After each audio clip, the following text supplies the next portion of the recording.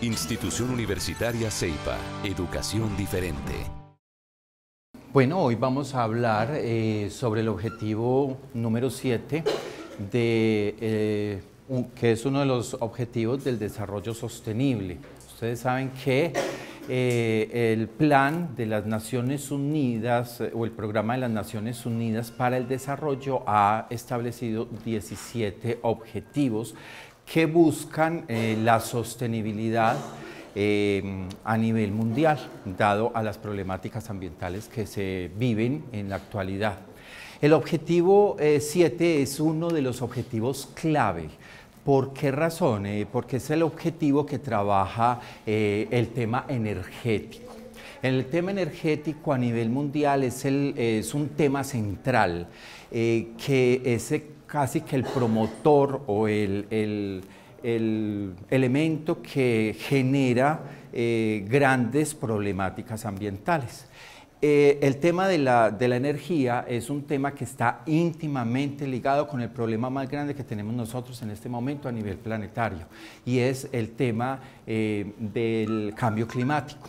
Sí, ustedes saben que el cambio climático se ha convertido prácticamente en el eje central de todas las problemáticas ambientales a nivel mundial, y es casi que el problema que está atentando contra nuestra viabilidad en el planeta y la estabilidad de los ecosistemas. En ese sentido, es muy importante este objetivo de sostenibilidad. Este objetivo entonces versa de la siguiente forma: garantizar el acceso a una energía asequible, segura, sostenible y moderna, ¿sí? Entonces estamos hablando de que este objetivo lo que pretende es cambiar el modelo de cómo se genera la energía a nivel mundial. Sabemos que desde el desarrollo industrial la humanidad ha estado generando energía por medio de combustibles fósiles, ¿sí? Este objetivo entonces lo que plantea dice, un momentico, no podemos seguir en ese mismo modelo de generación de energía. Tenemos que cambiar, tenemos que migrar a otros modelos. Ya en este momento generar energía a partir de combustibles fósiles es algo que ya no es viable, ¿sí? Y atenta contra el desarrollo sostenible. Entonces, este objetivo, voy entonces, para desarrollar este objetivo, a hablar como de un contexto, de unas situaciones muy importantes que hacen entonces que tengamos que cambiar y pensar en otros modelos de generación de energía. Primero que todo, hablando un poco de estadísticas, vemos que a nivel mundial 1 de cada 5 habitantes no tiene acceso a la electricidad moderna, ¿sí? Grandes ciudades y grandes poblaciones, y sobre todo en países subdesarrollados, en vía de desarrollo, no tienen acceso al uso de energía moderna. Estamos utilizando fuentes de energía como lo hemos desarrollado incluso desde la antigüedad, desde la Edad Media incluso, ¿sí? Porque muchos habitantes a nivel mundial no tienen en sus hogares la posibilidad de tener una bombilla eléctrica que los ilumine, tienen que iluminarse a través de velas o de antorchas o de otro tipo de artefactos. Entonces es una de las cosas que cuestionan en este momento a nivel mundial para que la población pueda tener ese acceso a la electricidad. La otra cosa en el contexto mundial es que todavía hay muchísimas poblaciones que dependen de la biomasa tradicional para poder satisfacer sus necesidades, para cocinar sus alimentos y para la calefacción, para calentarse, sobre todo, recuerden, en aquellos países en donde hay estaciones. Se depende entonces de esta biomasa tradicional. Cuando hablamos de biomasa tradicional es que nosotros utilizamos en muchas poblaciones utilizamos entonces la leña, ¿sí?, quemamos, tumbamos incluso bosques para obtener leña, para poder cocinar y para poder calentar los hogares en las épocas en donde hay invierno, ¿sí? Otra de las cosas en contexto a nivel mundial es que la energía es el principal contribuyente al cambio climático, lo que les estaba hablando ahorita, y es responsable del 60% de emisiones de gases de efecto invernadero. ¿Qué significa eso? Que cuando yo genero energía, el mero hecho de generar esa energía, estoy generando al mismo tiempo, valga la redundancia, el 60% de los gases que van a generar el efecto invernadero. Y ustedes saben que el efecto invernadero es aquella problemática ambiental que trae como consecuencia el cambio climático, ¿sí? Entonces, esta es otra de las cosas en contexto. Tenemos entonces todo lo que es la industria, toda la actividad industrial requiere energía. ¿Qué está haciendo la industria? Estamos quemando o utilizando estamos utilizando fuentes de energía como es el petróleo, el carbón de piedra, etcétera, etcétera, ¿sí? Igualmente utilizamos gasolina para movilizarnos y tener entonces el transporte. Sí, ahí aparece entonces el transporte, todo lo que es la construcción que utiliza el diésel. Entonces, todos esos elementos que son derivados del petróleo, ¿sí?, que son combustibles de fuentes fósiles, van a generar ese problema. Recordemos que nosotros en este momento estamos viviendo a nivel del área del Valle de la Aburrá, del área metropolitana, una problemática casi que sin precedentes a nivel de Colombia y de igual magnitud que el que está viviendo Ciudad de México o otras ciudades que son muy contaminadas. En este momento el Valle de la Aburrá, por esta combustión, por las fuentes móviles, por el uso de todos estos combustibles fósiles, se está viendo enfrentado a una problemática bien importante, que es la que hemos estado viviendo, que tenemos entonces el pico y placa ambiental, que la ciudad está entonces con una inversión térmica, que no podemos respirar, que nos estamos enfermando, que estamos teniendo entonces todos aquellos episodios de enfermedades respiratorias. Es para decirles que esta situación de la producción de energía a nivel de ciudad nos está tocando, y como ciudadanos de esta ciudad es importante, es demasiado prioritario, casi que a nivel regional la prioridad es empezar a trabajar sobre este factor. Y ahorita vamos a ver cómo podemos nosotros contribuir desde nuestro quehacer cotidiano para que este tipo de cosas podamos por lo menos menguarla, empezar a tener un poco de control sobre eso. Y ese control, ¿cómo se obtiene? Si cada uno hace una pequeña acción que, sumada a nivel de población del Valle de la Aburrá, podríamos cambiar. Incluso este tipo de cosas tienen que ver con educación ambiental. Educación tan sencilla como que si usted tiene un automóvil, un medio de transporte que utiliza, o una motocicleta, un medio de transporte que utiliza gasolina, etcétera, etcétera, y usted no sabe conducir, usted no sabe arrancar su carro, usted no sabe llevar una velocidad adecuada, usted no sabe cómo parar ante un semáforo, ese tipo de cosas genera mayor cantidad de gases de efecto invernadero, ¿sí? Entonces, este tema está muy asociado a lo que es también la educación ambiental y el comportamiento de cada uno de nosotros. Si nosotros somos personas que podemos desarrollar una sensibilidad frente a estos temas y aportar nuestro pequeño granito de arena, yo creo que podríamos movilizar a toda la ciudad y podríamos menguar muchísimas de estos efectos. Bueno, a nivel mundial, en este momento es prioritario reducir las emisiones de carbono, de energía, como un objetivo de largo plazo para lo que es el cambio climático, ¿sí?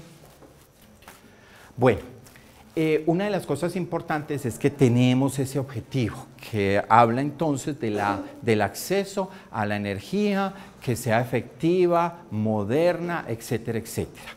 Pero ese objetivo al mismo tiempo se desglosa en 5 metas. 5 metas que se han establecido para el año 2030.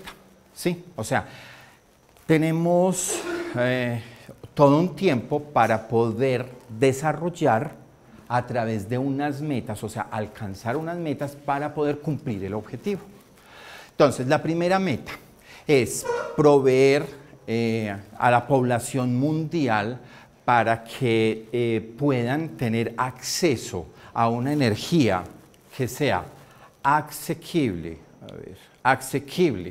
que sea fiable, ¿sí? O sea, que no sea peligrosa, que sea fiable, ¿sí? Y que sea moderna. Moderna en el sentido de que estamos buscando hacer una migración a otro modelo de generación de energía. ¿Sí? Eso es lo que dice la primera meta. ¿Sí? Tenemos una segunda meta. Esa segunda meta es que cada vez podamos llegar a tener una mayor cantidad de tecnologías limpias, sustentables, que nos permitan entonces acceder a esa forma de energía. Aquí entonces está tachado, está casi que vetado el uso de los combustibles fósiles.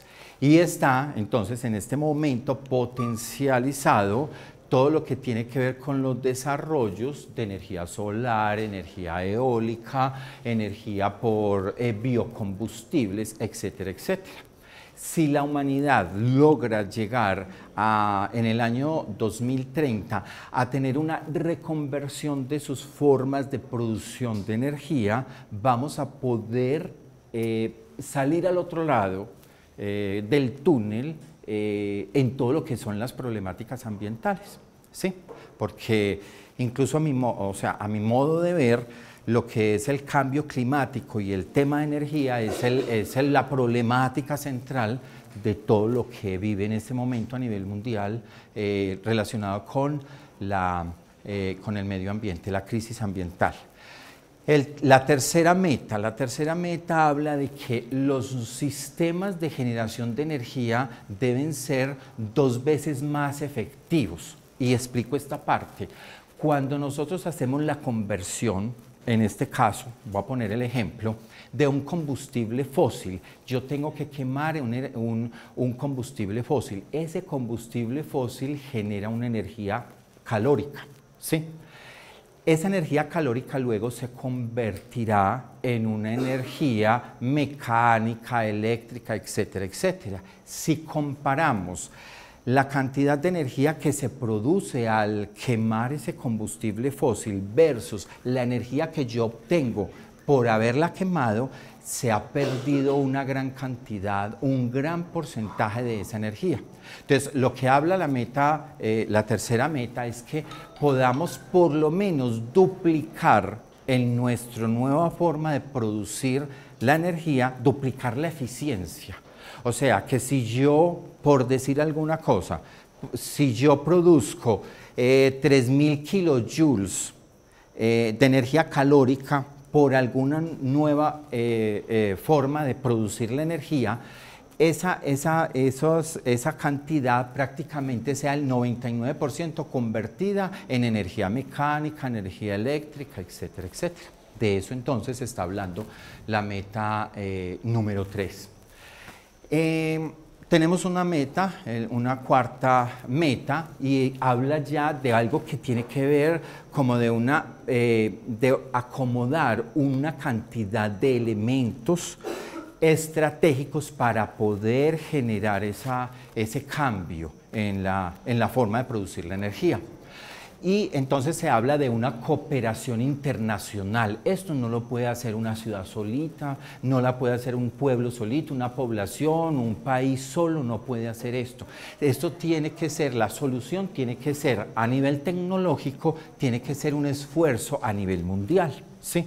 Que los grandes centros de investigación y los grandes directivos, incluso a nivel de gobierno, se pueda generar todo este cambio. Y el primero entonces es una cooperación internacional que va dirigido a un acceso a la investigación.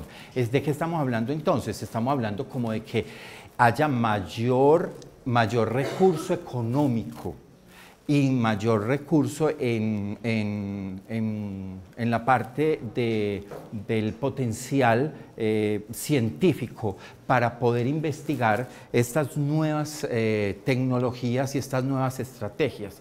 ¿Sí? Entonces, acceso a la investigación para el desarrollo de esas nuevas tecnologías y adicionalmente que haya acceso a esas tecnologías. Y aquí voy a poner un ejemplo. Desde hace muchos años nosotros conocemos que en un hogar, en una vivienda, en una casa, se puede tener energía a través de un panel solar, haciendo uso de una cosa que es la energía solar para poder tener energía eléctrica, que podamos entonces tener iluminación de nuestro hogar, que podamos poner en funcionamiento todos nuestros electrodomésticos, etcétera, etcétera. Pero si ustedes se ponen a hacer un análisis, ¿quién conoce una casa donde tengan un panel solar y que podamos tener? Sí, y es muy costoso, o sea, son muy pocas las viviendas y yo sé que ustedes, muy pocos de ustedes conocen un caso, un amigo que en la casa tenga un panel solar. Entonces miren que ahí está la tecnología, pero hay dos problemas. La tecnología existe, pero es muy costosa. Y no hay accesibilidad entonces a esa tecnología, ¿sí? Entonces, lo que está hablando esta cuarta meta es de que podamos tener el desarrollo científico, poder desarrollar esas tecnologías y que podamos tenerla para uso de la población, que no sea para unos pocos, que no sea para los que mayor poder adquisitivo tengan, ¿sí?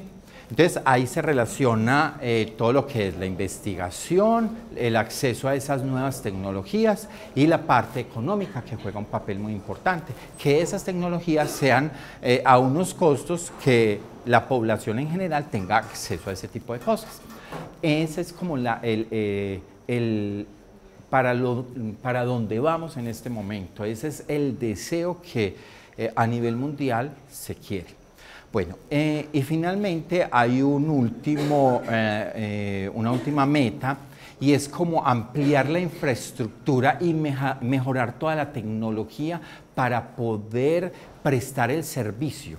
¿Sí? Ya no es que tengamos en esta meta, ya no es que vamos a desarrollar la tecnología, sino tenemos ya la tecnología. Entonces, poder ampliar una infraestructura que nos permita llevar esas tecnologías a todos los países y a todas las poblaciones.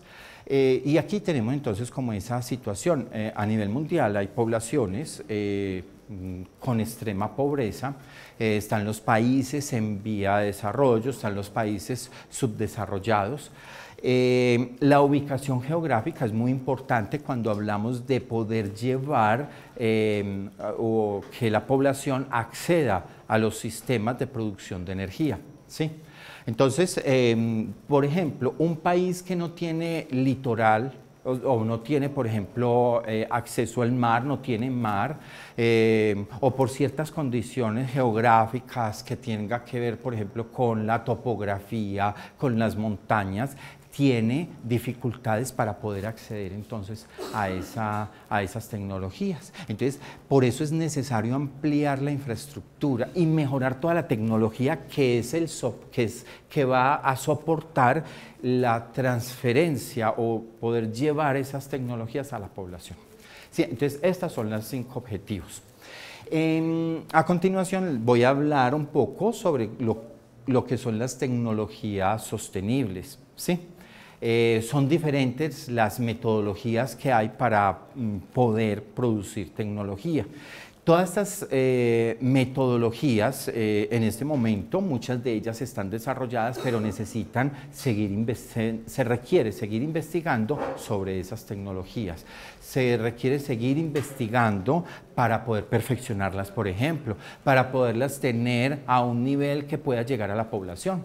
Porque, por ejemplo, podríamos tener un panel solar, sí, pero el panel solar es una cosa demasiado grande físicamente y la cantidad de energía que genera ese panel solar no me va a poder suministrar la energía que yo necesito en una vivienda. Entonces, mire que ahí yo tengo una tecnología, pero necesito seguir investigando para que ese sistema se vuelva un poco más eficiente, para poder entonces que me genere mucha mayor cantidad de energía, porque es que si yo tengo un panel y que es una cosa muy grande, muy aparatosa, que seguramente la voy a poner en el techo de la vivienda, de la casa, y uno solo prácticamente que me ocupa todo el techo, pero no me genera la energía suficiente, entonces no me sirve. Entonces no va a poder ser accesible a la población, por poner un ejemplo. Entonces ahí tenemos ese tipo de cosas. Vamos entonces a mirar muchas de las tecnologías, muchos de los desarrollos, los más importantes, porque hay unos desarrollos que incluso uno dice, Dios mío, nunca he llegado a pensar en que ese tipo de cosas sucedan. Entonces vamos a hablar cuáles son esas tecnologías. Entonces hablamos de las tecnologías modernas. Estas tecnologías son esas tecnologías deseables, son aquellas tecnologías que van a ser más benévolas con el medio ambiente, que no van a generar tanto impacto, que van a disminuir el progreso del cambio climático en este caso, ¿sí? Y tenemos entonces la energía eólica. Esta energía eólica, pues obviamente son unas hélices, ¿sí?, que son movidas por la energía del viento, la energía cinética del viento. Eso hace que gire. Entonces, de ahí se genera una energía que puede ser llevada de manera igual a la que se genera por combustibles fósiles o por aquellas tecnologías anticuadas. Entonces, ahí tenemos la energía eólica. Tenemos los biocombustibles. Ustedes, antes de pasar a ese, hablamos de que Colombia en este momento, sobre todo en La Guajira y empresas públicas, ha estado montando este sistema de energía eólica. O sea, Colombia a nivel de generación de energía eólica, a nivel de Latinoamérica, es uno de los países que de pronto han trabajado más para producción entonces de esa energía por medio del viento. ¿Listo? Se tiene entonces esa experiencia, una experiencia que ya lleva alrededor de más de 5 años y entonces se está trabajando de manera juiciosa en ese tema. Importante decir que para esto, esta tecnología debe ser instalada en unos lugares en donde se tenga un flujo de vientos, una rosa de vientos importante, ¿sí? Porque si de pronto lo colocamos, por decir algo, este sistema aquí en el Valle de la Aburrá con seguridad no va a generar tanta energía, porque nosotros en el Valle de la Aburrá no tenemos tanto régimen de vientos, ¿sí? Y se requiere de gran energía cinética proveniente de los vientos para poder mover todas esas hélices. ¿Listo? Bueno, otra de las formas de generar energía eléctrica son los biocombustibles. Ahí entonces estamos hablando del biodiesel. ¿Qué es el biodiesel? El biodiesel entonces es este combustible que proviene de lo que es el aceite de palma. Colombia en este momento es uno de los países de Latinoamérica que más producción que más ha sembrado, tenido cultivos de palma para la obtención del biodiesel, ¿sí? Entonces, vemos que nuestro país ha hecho algunos avances, algunos trabajos en esta generación de energía. También tenemos lo que es la generación de combustibles a partir del etanol. El bioetanol, uno de los países que más experiencia tiene en esto es Brasil, que produce entonces grandes cantidades de bioetanol que sirve entonces como combustible para la generación de energía. y se obtiene a través de procesos de fermentación de materia orgánica que es rica en carbohidratos y azúcares, que hay una fermentación de esos carbohidratos y azúcares en el cual hay un microorganismo que utiliza ese sustrato rico en carbohidratos y rico en azúcares en la generación de etanol, ¿sí? Igual que lo que hace la fábrica de licores nuestra. Pero ese licor ya no es para producir el aguardientico, sino que es para producir entonces ese biocombustible. ¿Listo?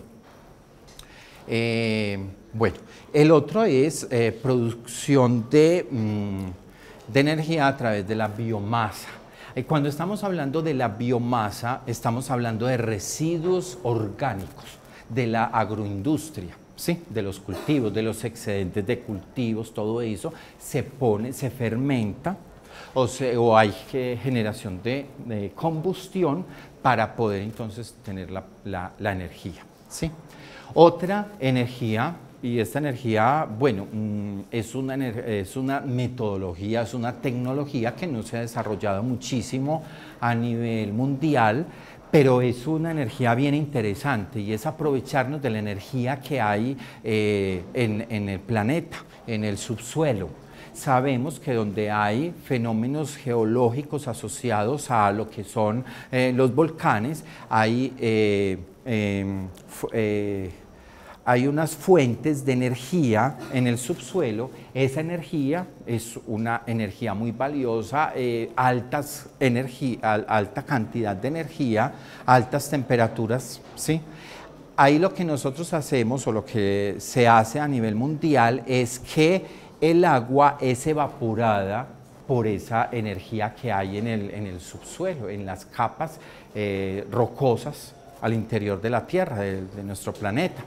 Entonces se genera vapor y ese vapor va a mover turbinas y las turbinas ustedes saben que son las que generan la energía eléctrica. Entonces es muy interesante, se puede desarrollar en aquellas regiones donde hay actividades geológicas asociadas a los volcanes, a toda esta parte de energía del subsuelo.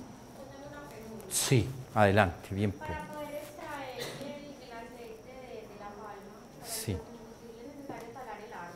Sí, y esas cosas son las que vamos a hablar. Sí, esa tecnología tiene la siguiente situación, que es una energía limpia en el sentido de que cuando nosotros hacemos uso del biocombustible no genera gases de efecto invernadero. Pero atrás, si miramos atrás el ciclo de vida, entonces ¿qué sucede? Tenemos que para poder hacer esas plantaciones estamos generando una destrucción de los ecosistemas y he ahí el gran problema, ¿sí?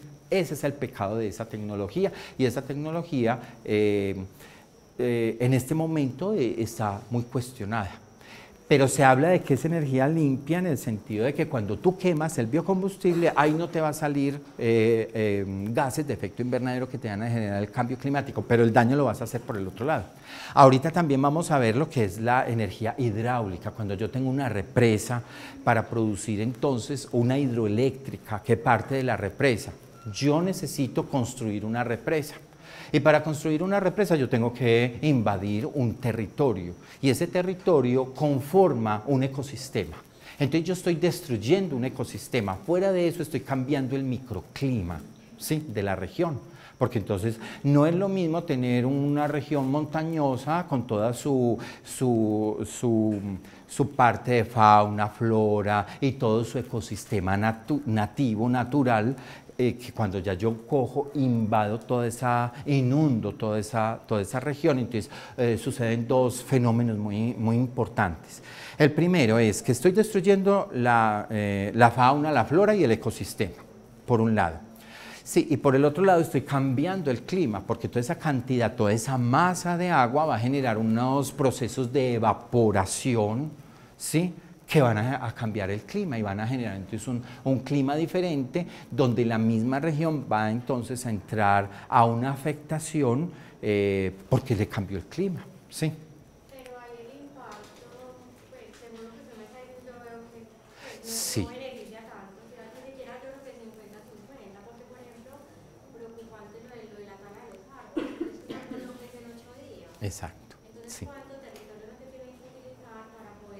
Sí, entonces lo que sucede es que estas plantaciones tienen que ser ubicadas en territorios que no tengan unos ecosistemas importantes, y eso limita mucho la tecnología, ¿sí?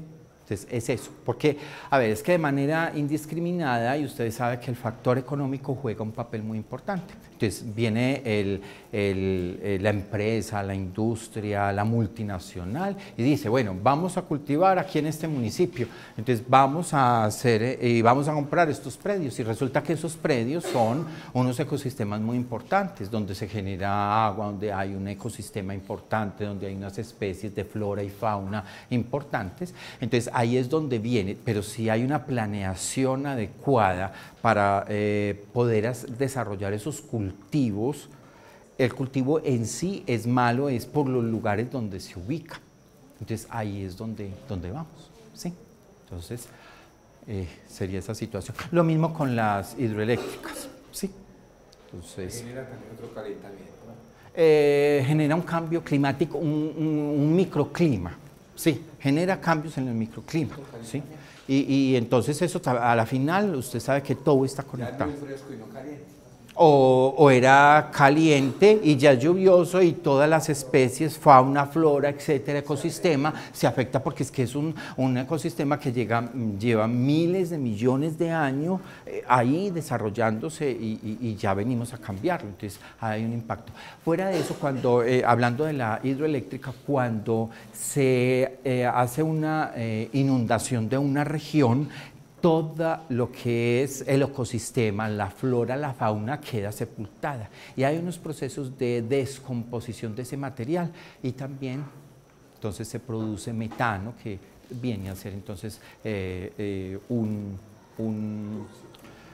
gas de efecto invernadero. Entonces la situación es que estas hidroeléctricas hay que saberlas planear, y hay que saber encontrar, determinar la región para poder ser inundada. Sí.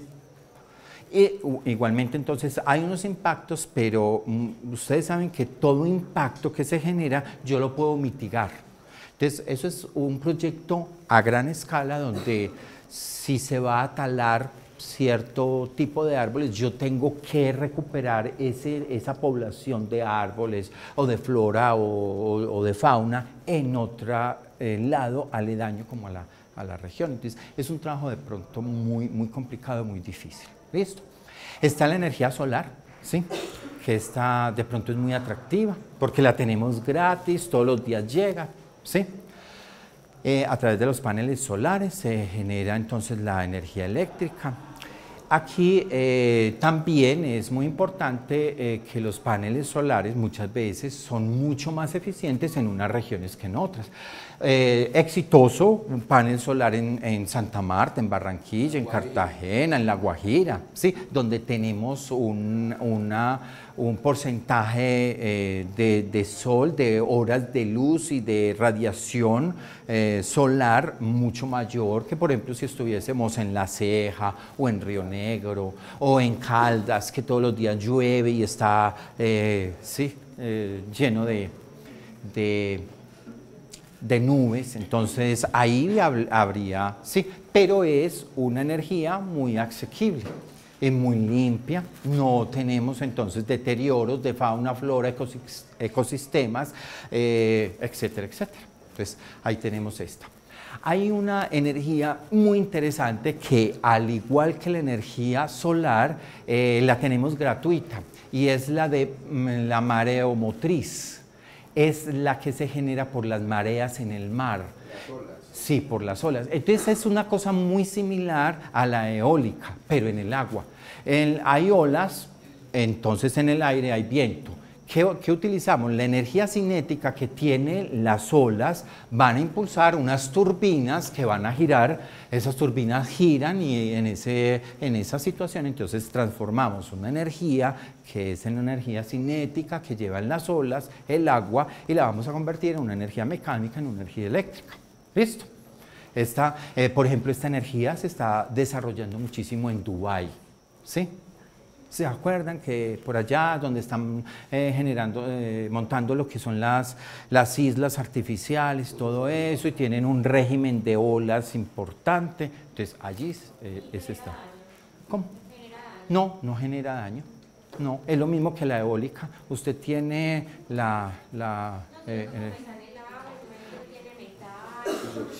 no, porque es que, a ver, se hacen unos desarrollos. Vea, todas estas estructuras están recubiertas de materiales que son inocuos, ¿sí? Que no se disuelven con las sales marinas ni nada de eso, no van a soltar contaminantes para los peces, moluscos, crustáceos, etcétera, todo lo que es la fauna marina, etcétera, ¿sí? Entonces, por eso hablamos de investigación. ¿Se acuerdan de esa meta? Que tengamos acceso a la investigación.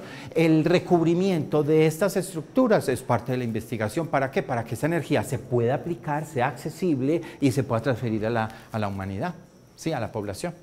Entonces, ahí tenemos. Bueno, perfecto. ¿Alguna duda, alguna inquietud? Entonces ya sabemos, si detectamos que hay dos tecnologías que nos generan cierta angustia, cierta presión, que es la hidráulica y la de biocombustibles. ¿Listo? Bueno, esas serían como las más importantes. Hay cosas tan particulares, ideas tan modernas, al punto de que muchas veces, y es un desarrollo que está cogiendo muchísimo auge a nivel mundial, y es poder producir energía eléctrica a partir de la orina humana. ¿Sí? Entonces, cuando hay grandes concentraciones de gente, de población, se recoge la orina, esa orina va a unos procesos de combustión y a partir de esa combustión se obtiene energía. Y mire que es muy barato. Igual como la porquinaza. Sí, exacto, sí. Este tipo de cosas. Entonces, miren que son ideas demasiado modernas que uno de pronto dice, uy, pero ¿y qué tal que mañana o pasado mañana sea tan normal que tengamos nuestra luz y estamos estudiando para el parcial de economía y esa luz es producida a través de la orina de la población? Sí, nadie sabe. Lo importante que es, muchachos, señores y señoras, ¿qué es lo importante? Que podamos tener unas tecnologías que sean inocuas para el medio ambiente, primera cosa. Segundo, que sea asequible a la población, que eso sea barato, que la tecnología pueda llegar a todas las casas, a todos los hogares, que se pueda implementar, que se pueda montar, ¿sí?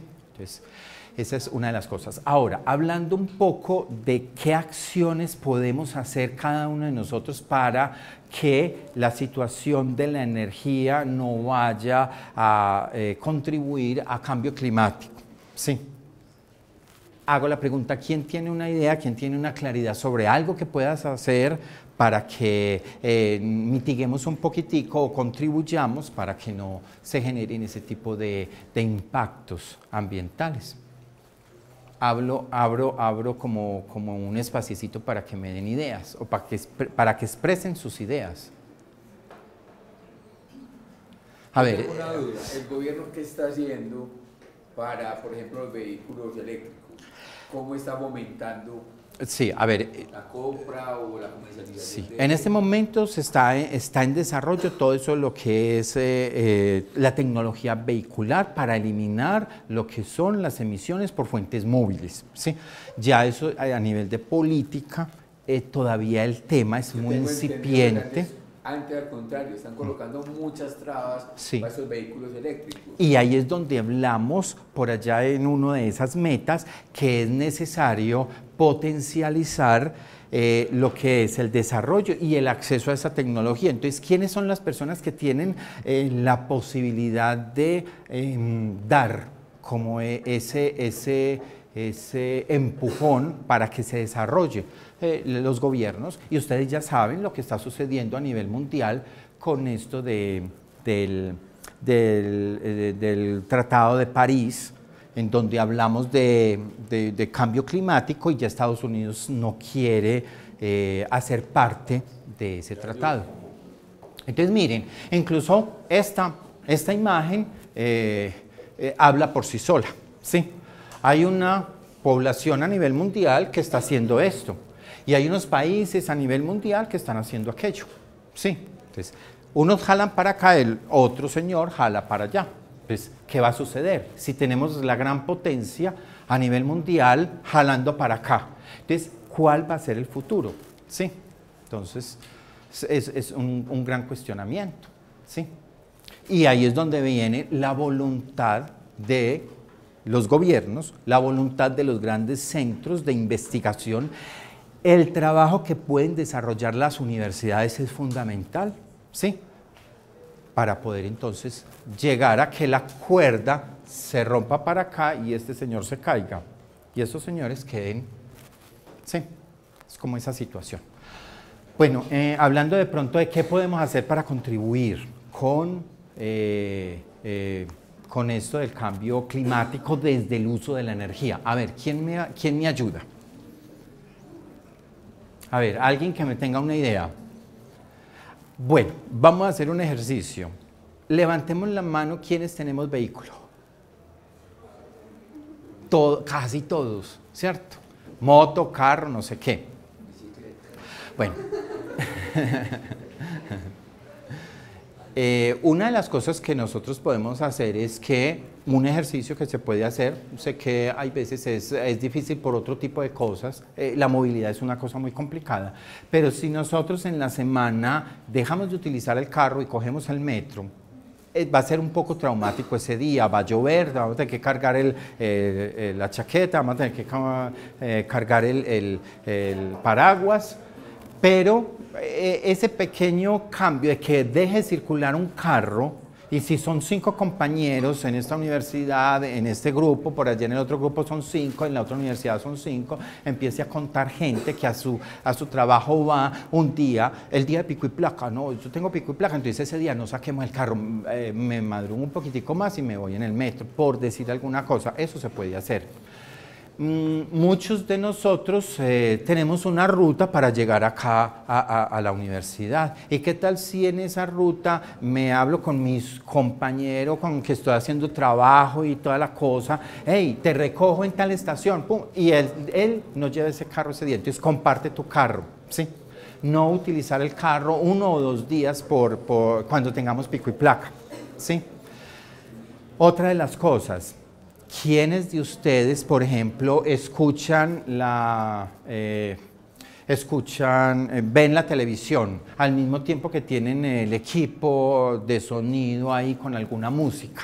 ¿Sí? Ese pequeño coso usted está utilizando energía ahí. Si usted bueno, y de pronto tiene varias bombillas de la casa, del apartamento encendida y en esa habitación no hay nadie, pero la tenemos prendida. Incluso tenemos la luz del balcón, la tenemos prendida. No hay nadie en el balcón. ¿Qué necesita? Si el balcón está cerrado, la luz está apagada, no hay ningún problema. Entonces, mire que si ustedes analizan en su quehacer diario, ustedes podrían hacer unas pequeñas acciones que van a permitir menos consumo de energía. Y menos consumo de energía, eso va a contribuir. Y si es la población y muchas personas de la población hacen ese tipo de cosas, ¿cuánta energía se ahorran? Incluso piénselo a nivel personal. Si usted, por ejemplo, en vez de lavarse las manos con agua fría, utiliza el agua caliente, ¿sí?, del calentador, está consumiendo energía, está contribuyendo al cambio climático y adicionalmente eso le está saliendo costoso, ¿sí? Entonces ahí se ahorraría una plata que con seguridad que en los meses eso va aportando, ¿sí? Entonces, son cosas como esa. Entonces, actividades como no utilizar el carro, compartir el carro para ir al trabajo o a la universidad, mirar qué electrodomésticos están encendidos y solamente dejar encendidos aquellos que estás utilizando. ¿Sí?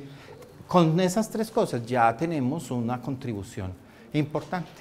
¿Listo? No sé si hay alguna duda, alguna inquietud. Yo sé que me extendí más tiempo del que me dieron, porque el tema es polémico, porque el tema es muy importante, porque el tema es de actualidad.